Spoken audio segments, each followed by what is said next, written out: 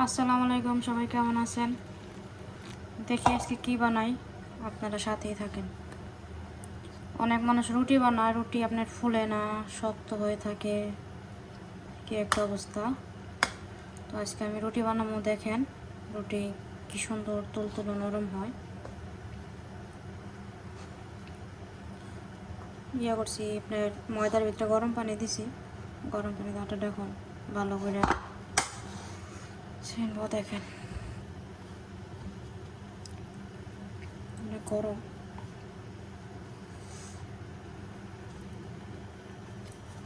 বোনা হয়ে গেছে, আর একটু বাকি। আলহামদুলিল্লাহ হয়ে গেছে মালাটা। এখানে 3টা রুটি হবে, সফট হয়ে গেছে।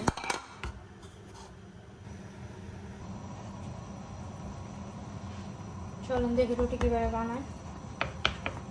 অনেক মানুষ তো রুটি বানাইতে পারে না।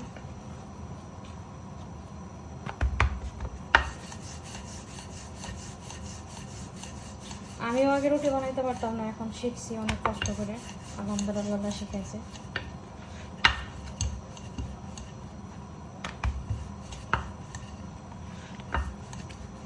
প্রতিদিন রাত্রে সকালে স্বামীর জন্য রুটি বানানো লাগে, উনি রাত্রে ভাত খায় না, সেই জন্য রুটি বানানো লাগে।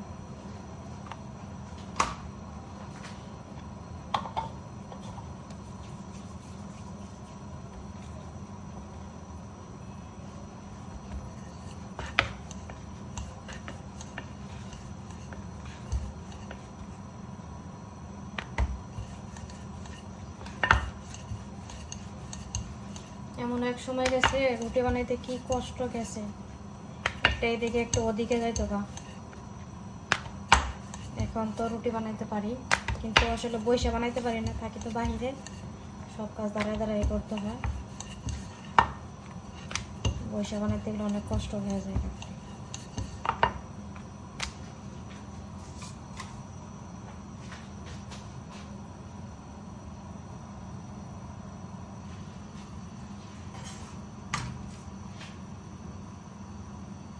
দেখেন রুটি কীভাবে ফুলে।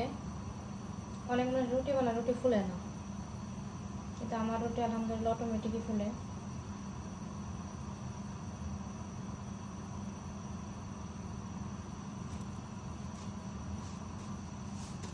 দেখেন কীভাবে রুটিটা ফুলে গেছে।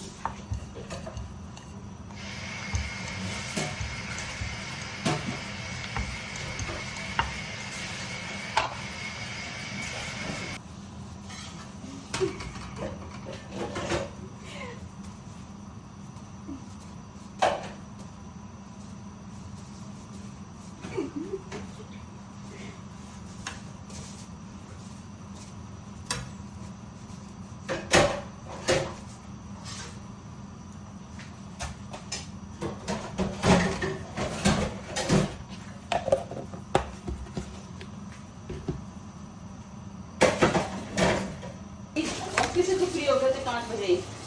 फिर फ्रेंड्स बाहर डिनर करने चले गए हम। ऑफिस से सीधे फिर लेट हो गया ना। ऑफिस से 5 बजे निकल गए थे।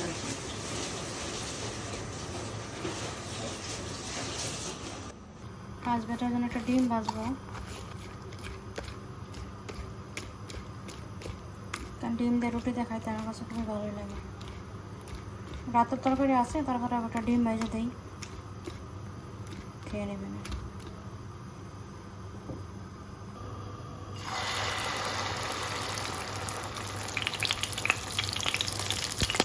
ভিডিওটা যদি ভালো লাগে অবশ্যই লাইক শেয়ার করবেন। সাবস্ক্রাইবার করবেন, ফলো দিয়ে যাবেন। আপনাদের জন্য তো ভিডিও বানাই, যদি আপনারা না দেখেন তাহলে ভিডিও বানায় লাভ কী বলেন?